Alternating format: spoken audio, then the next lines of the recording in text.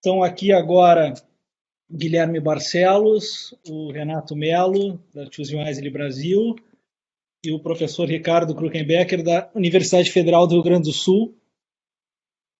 Estaremos disponíveis para facilitar um debate que vai fazer parte, então, da segunda metade dessa atividade com Bob Wachter. Na primeira metade, ele vai apresentar para nós alguns slides sobre lições aprendidas na Califórnia e nos Estados Unidos.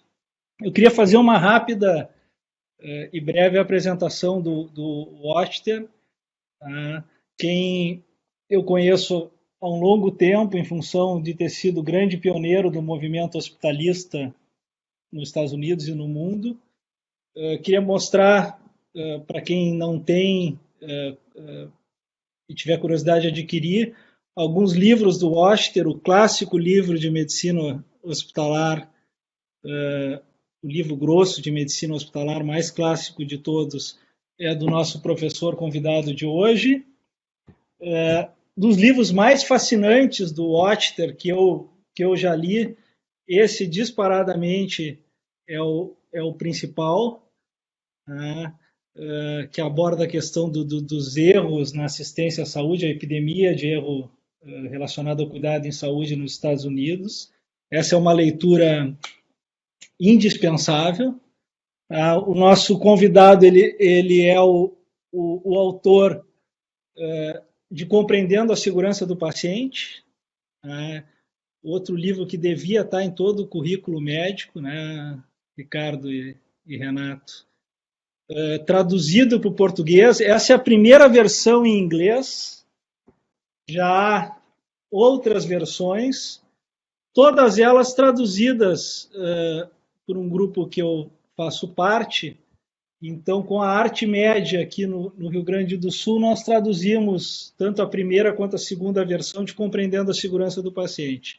Essa é a versão em português do nosso livro. E o Wachter, então, é uma referência. Eu tenho vários livros dele, esse é outro que aborda hospitalistas e segurança do paciente. Temos hoje aqui um convidado que é referência mundial em segurança do paciente, lidera uma equipe de mais de 50 médicos que estão na linha de frente dos hospitais californianos e vai trazer essa experiência da Califórnia e os aprendizados que teve lá nesses primeiros 6 meses de epidemia para nós, para uma discussão posterior. Thank you for having me, and it's an honor to be there. I wish I could be there in person. Guillermo asked me to talk a little bit about the experience with COVID in the United States and some of the lessons that we've learned, and we've learned many. I think in many ways the U.S. experience is mirroring the Brazilian experience, but there are some probably some unique parts that you may or may not be aware of, and it's changing every minute. So I'll take you through that. Maybe in a half an hour, I'll try to go very quickly so we have time for discussion. So let me share my screen. Perfect. And go. And there we are. Okay, can you see okay? Yeah. So I'm going to talk about our lessons in the United States, what we've learned, what's worked, what has not worked. Picture on the top left is an article the Wall Street Journal did about me and my dog. About 4 or 5 months ago, I started tweeting very early on, in part to try to get good information out. And in the beginning, I had about 20,000 Twitter followers. I'm now up to 150,000 Twitter followers. So obviously people want to learn and want to stay up to date and are looking for good sources, truthful sources of information. And the guy on the right is trying to drink through a fire hose. That's an American saying. I don't know if there's a Brazilian translation, but there's so much new information coming out every few minutes. It's hard to make sense of all of it. So the beginning of the story here, and I'm sure there is this, is January 6th, when we all learned of this new illness that seemed to be going through Wuhan province in China. None of us knew anything about it. I think in the US there was a general feeling that we've heard about epidemics breaking out before, and usually they turn out not to be as big a deal as everybody feared. So we were following it, but I don't think people were really ready for a crushing blow. What we've learned in the last 8 months, this, as you all know, is that the virus has certain superpowers that we were unaware of in the beginning. One is that it is quite transmissible, about twice that of flu, and it also has this fairly unique propensity to sometimes cause super spreader events. So I'm sure you've had the same thing where one person might infect no one, but then another person infects 50 people. And why that is, whether it's their particular anatomy of their mouth and nose, or they speak particularly loudly, or the ventilation where they were, I don't think anybody really understands. We've seen that it can be deadly. In the US, the case fatality rate seems to be now locking in at somewhere a little bit below 1%, but it goes up very steeply once you start getting to older people or people with comorbidities, and it strikes vulnerable populations disproportionately. We've had, as I've heard you've had in Brazil, disproportionate impacts on minorities and the poor. Probably the most important superpower that it has, in the beginning we were running around trying to do temperature checks and things like that. That's all we now know is pretty silly because it turns out to be asymptomatic in 40% of people at the time that they're infectious. Some of those people stay asymptomatic, other people eventually get symptoms, but waiting for symptoms as your way of figuring out whether someone is infectious doesn't work for this virus.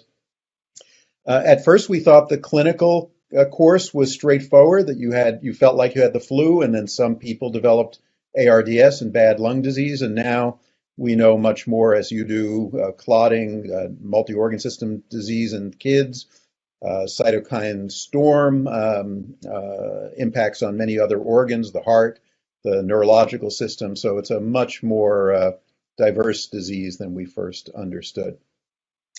This graph shows, it was from an article from a guy in San Francisco named Thomas Puyo, which I think was very influential in our thinking about how to deal with the pandemic once it became clear that it was going to hit us. His metaphor is what he calls the hammer and the dance. The hammer being, and I don't know if that's a familiar metaphor in Brazil, but in the US, the idea is that you lock down everything in the beginning, essentially to give yourself time. And that means everybody stays at home. All workplaces are closed other than essential services. Zoom or other video services, if you had the opportunity to have stock in them, you would do very well. Netflix has done very well. Everybody's just staying home unless you absolutely have to be out. That's the hammer. It's very unpleasant, but you need to do it to give yourself a month or two to get ready for the dance.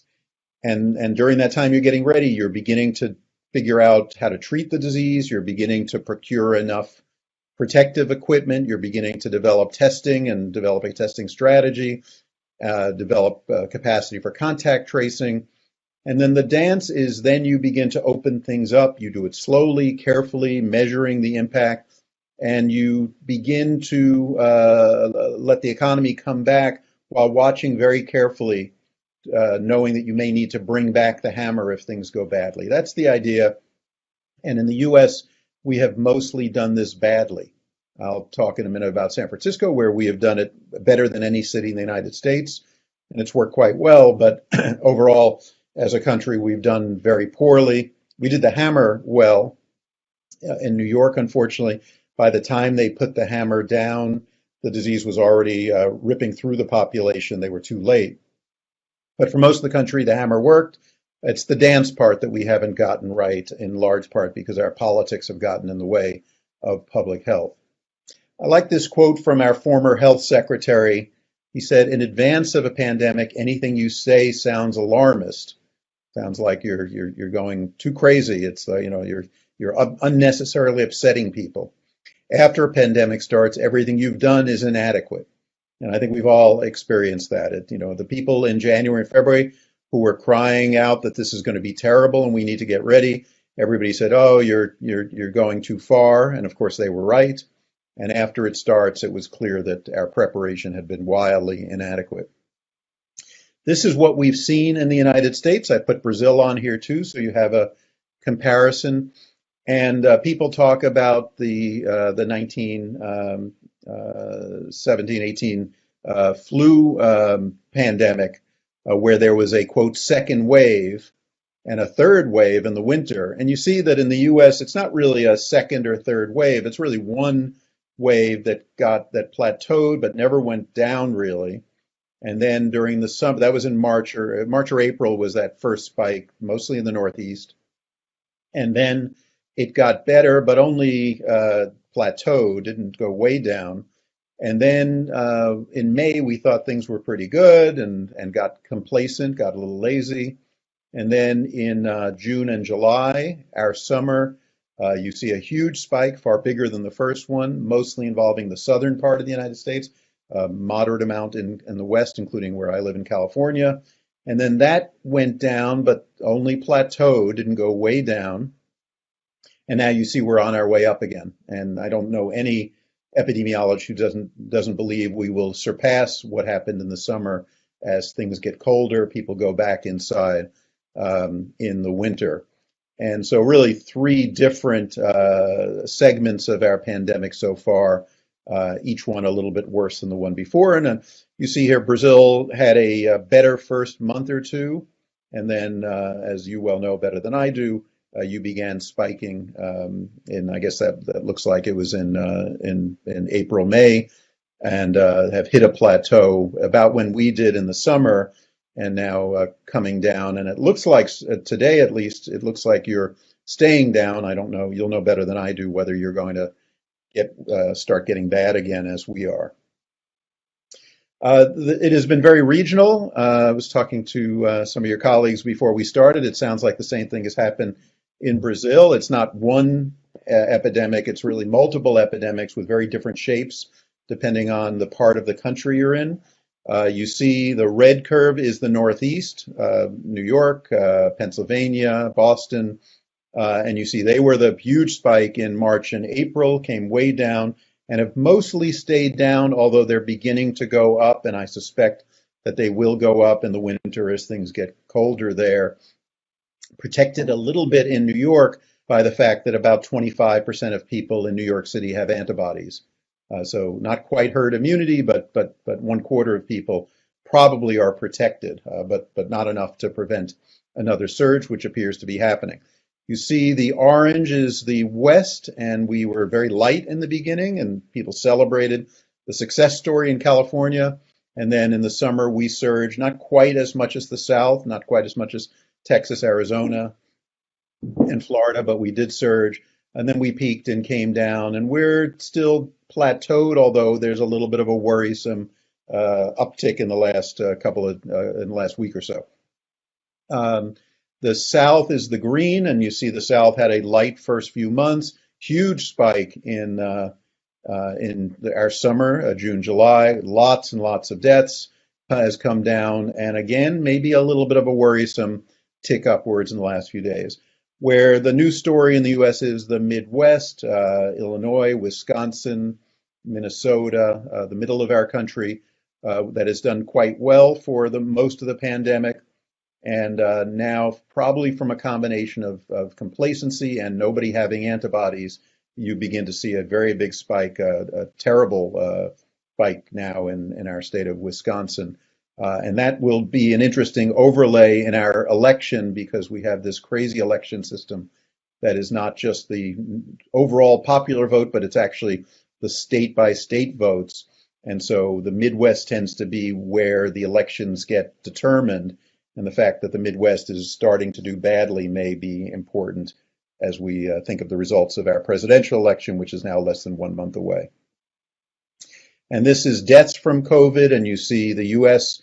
Now crossing 200,000 deaths, and Brazil, I guess, about now 150,000 deaths. And I think when you look at the two sizes of the country, that's about even in terms of per person death rate. So neither of us have very much to be proud of in terms of how we've handled this pandemic. How big is that? These are the analogies that I've used in the U.S. The number of deaths we've had, a little over 200,000 is the size of this city, which is Salt Lake City in Utah. That's if everyone in Salt Lake City died, that would be a little over 200,000 deaths. And obviously September 11th was this extraordinarily traumatic day we had in the United States. We're now up to the equivalent of 75 September 11ths in terms of the number of deaths. So really a remarkable toll on our country. A minute on San Francisco, which has been an amazing success story. This is Dolores Park. This is about 10 blocks from where I live. And you see here people out and about, but they're all sitting in circles on the park. I don't know if that's been done in Brazil, but it's sort of cool. And you see downtown San Francisco in the distance. We now have had 125 deaths in the city of San Francisco. San Francisco has 800,000 people, which makes it about a tenth of the size of Los Angeles or New York. So it's a mid-sized city. It's not huge, but Los Angeles has had 6,500 deaths. New York has had 25,000. And if the rest of the United States had San Francisco's per capita death rate rather than 220,000 deaths, we would have had about 40,000, maybe a little bit more. So there would be about 160,000 fewer deaths. What does that success owe to? I think the politics of San Francisco are such that people, first of all, we've had very good leadership from the public health authorities and the mayor. They came out early, the first city to go on lockdown. They have been quite clear about the importance of distancing and masks, and the people listen. And the people trust the science and they trust the authorities. There is not where there are other parts of the country where that's not true, where they reject the science, they reject the authorities. They don't quote believe in masking. I'm not sure what that means. And they've said we're going to do our own thing and live our lives, and they have the consequences have been very real. I think San Francisco is also a good example of the hammer and the dance, because in June we did begin to see a spike.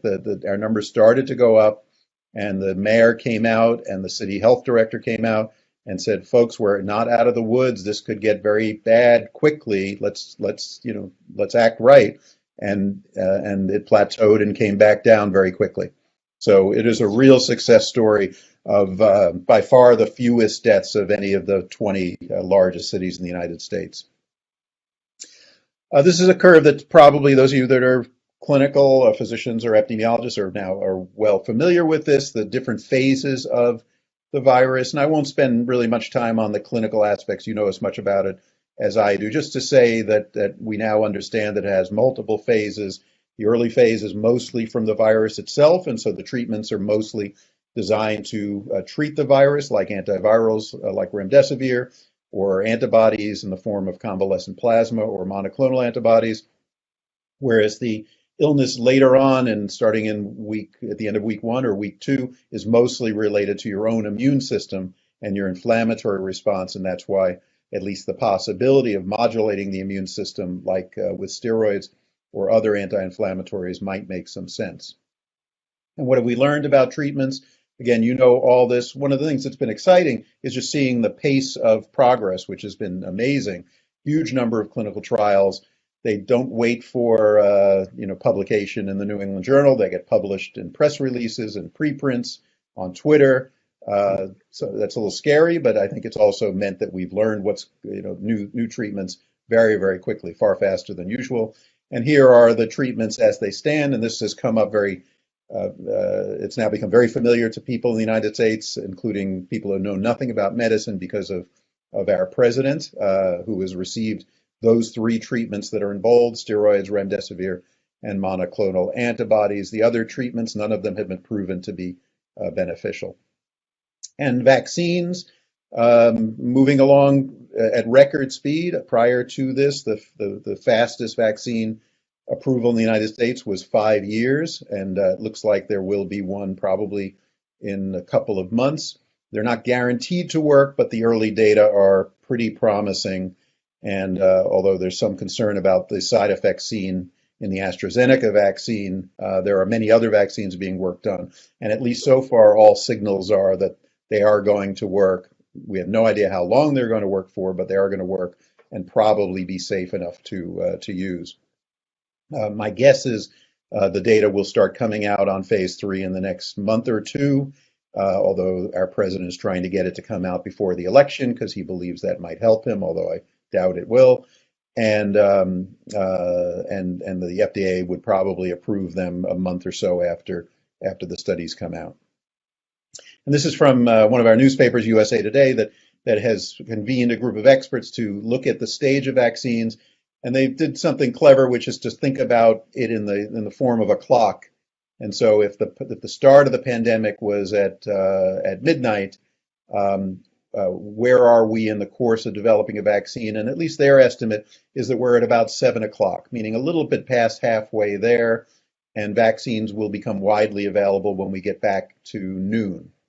So if that's true, if we started working on this in January and it's now October, that's 10 months that, maybe 5 or 6 months from now, we will have vaccines that are widely available.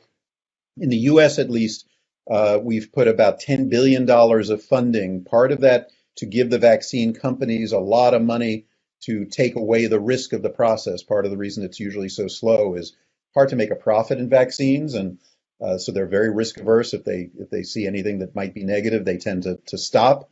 We didn't want that, so they've been given a lot of money to encourage them to go forward.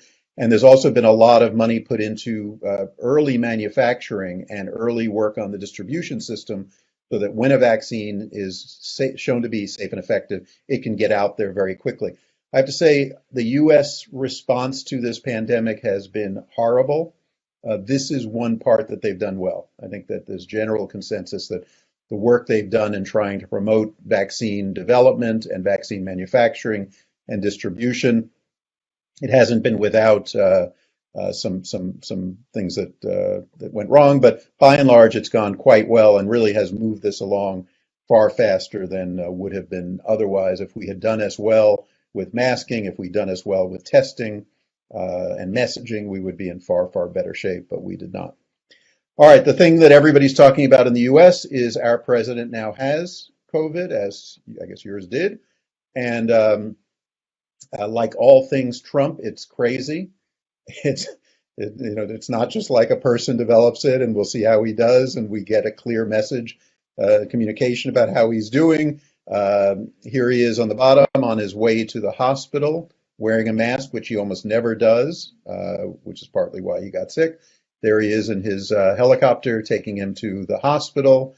And in the bottom, after he leaves the hospital on Monday, he gets back in this made-for-TV pageant, gets out of the helicopter, walks up the stairs with American flags, and then in this flourish, takes the mask off in front of the cameras, as in, another act of defiance to just show how strong he is.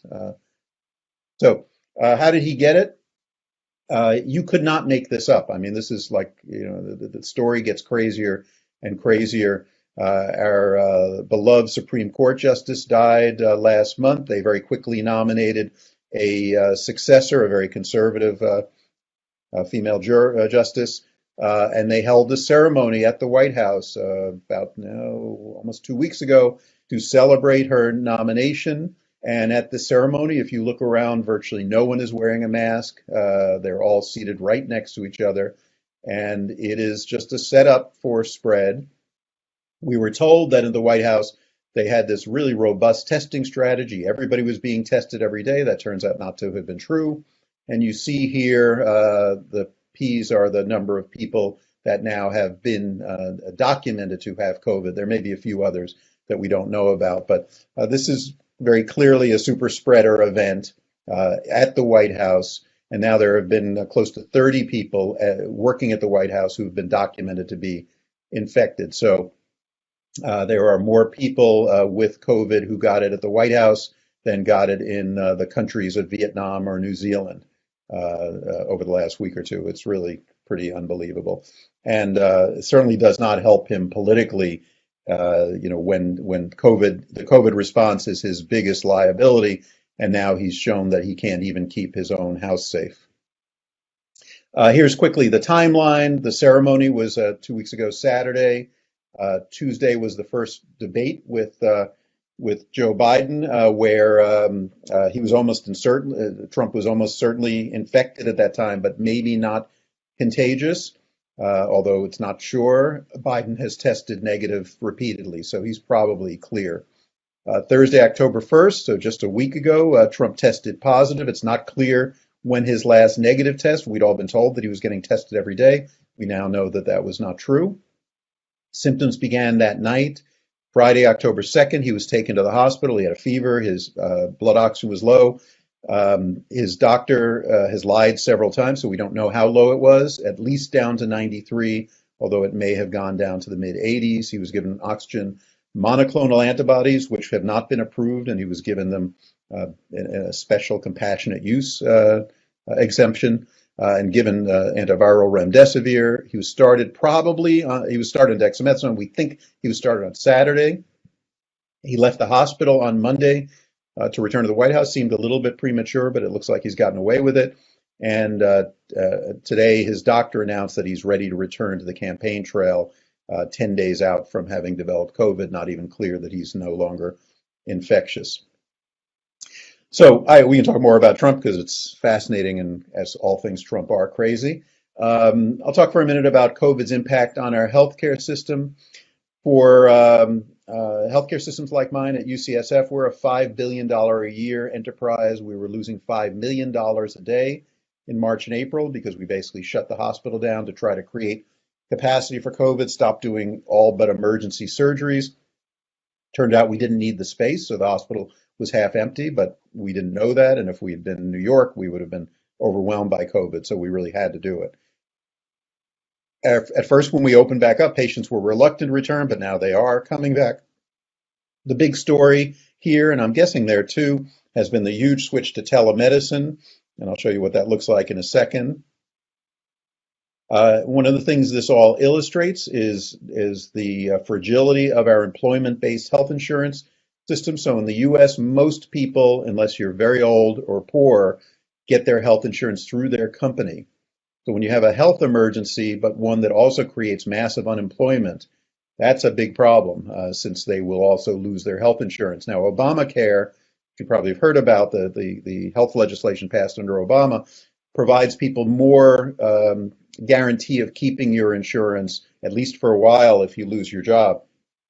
But that's not a great system to link people's health insurance to their jobs, in that if they then lose their jobs, particularly in a situation like this, they are at risk of losing their health insurance. What we've seen is that we're going to have to put a big investment, which we've never done, in public health and in nursing homes. Many of the deaths have been in nursing homes, which weren't prepared for this. And in what are known as here as social determinants of health and disparities. You know, many of the cases have been in people because they were poor or minority, and to fix that, those are probably not investments in healthcare, but investments in housing and in education. It's not clear where the money will come from for doing that. So when you hear people talk about the massive investments they're going to make in these sectors, you should be a little bit skeptical because it's not obvious where they're going to get the money from. This is the telemedicine story. This is at UCSF. The number of visits by video that we've been doing, you see they've been very, very slowly rising up to about 2.5% of all visits. And in the space of a month, they went up to 60% of all visits, as we did not want patients to come in and we didn't want the doctors to come in. So this became the way we saw our outpatients. It was also facilitated by some regulatory barriers that were eased by the government. Payment became better. It used to be you got paid more for an in-person visit than a televisit. That was equalized. Everybody was scared. That helped move it along. And patient and provider acceptance. I think, for patients, once they tried telemedicine, they tended to like it. And providers, same thing. A lot of them had been resistant, but once it started, they were okay with it. And we peaked at about 70%. We're now down to about 30%. And I don't think it certainly is it's not going to stay at 70%, but it's not going to go back to 2% clearly. And here's a stock of a company called Teladoc, which is an international telemedicine provider. I'm on their advisory board, you should be aware, but I don't own their stock. I wish I did. This is showing their stock about doubling over the last 6 months. Here shows that the huge spike in televisits, that's in green. This is through Epic, which is this computer system that the electronic health record that most big hospitals in the US use. And you see here that it spiked up nationally to 60, 65, 70% in April and is back down to about 21% and appears to be plateauing. So I think that's probably where it will end up. About 1 in 5 visits going forward will be televisits. And the questions are, is it simply a visit replacement, which is fine? If you now see the doctor through telemedicine rather than in person, it's fine and allows people who are in rural areas to see doctors who are in cities, or allows some of the national brands like the Mayo Clinic to maybe establish a bigger telemedicine presence.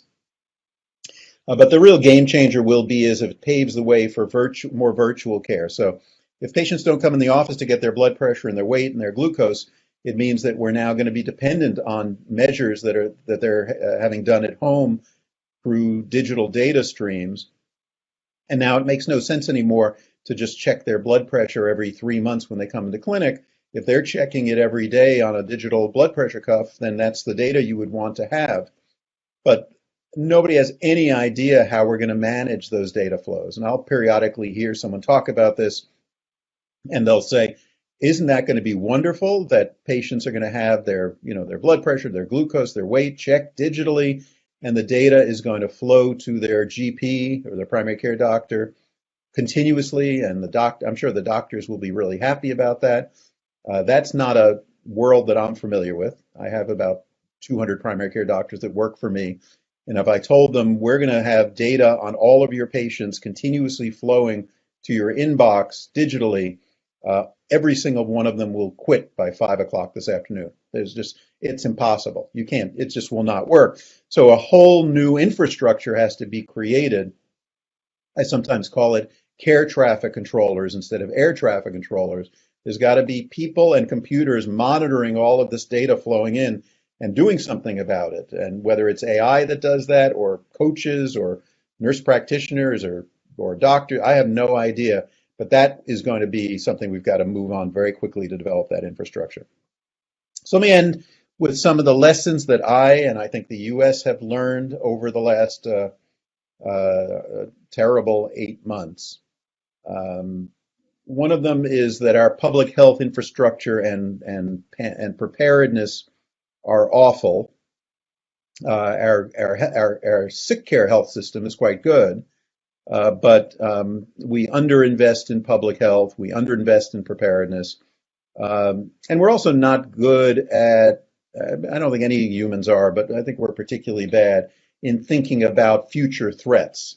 So, you focus on what's in front of you, and this is now particularly meaningful as we begin to confront climate change. I live in San Francisco in California, and we're seeing fires everywhere around us as we're beginning to feel the real impact of climate change. So pandemic preparedness is just a subset of the overall issue of, can you as a society have a thoughtful, mature approach to risks that are somewhere in the future but may be quite bad? And the answer in the US has been no. And we better figure out how to make the answer yes, or we're going to be in terrible trouble, whether it's for the next pandemic or more, probably a bigger threat is going to be climate change. Our technology and science are terrific, but so the work we've done on vaccines and on therapeutics and on ventilators are all fine. Our testing has been a little disappointing. I would have thought that the science would go faster there, but overall, and the use of information, for example, data visualizations that are now easily available on the web to see the state of the pandemic and do all sorts of models. That stuff is really great. But the early days of a pandemic are really not about the technology and the science. And that's why another reason we failed so badly. They're about establishing trust, about communicating to people, about mobilizing people to understand the threat and to take it seriously without hiding under their beds. They're about boring things like supply chains. Where are you getting your masks from? Where are you getting your testing from? And they're about getting people to willingly follow difficult behavioral interventions, which is all hard. They don't want to do it. You have to shut down the economy. It's all hard stuff, but it's probably easier than making a vaccine. and yet we failed miserably in all of this, partly because of the current state of our politics. But as many people say, Trump is probably more of a symptom than a cause.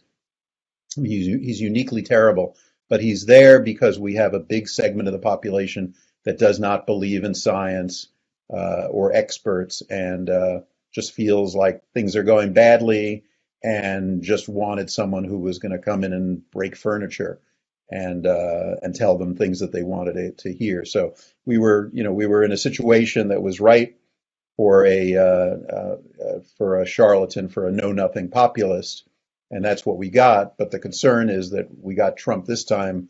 Even if he goes away, we may get somebody just as bad, and maybe somebody who's better at it than he is, which could be even scarier.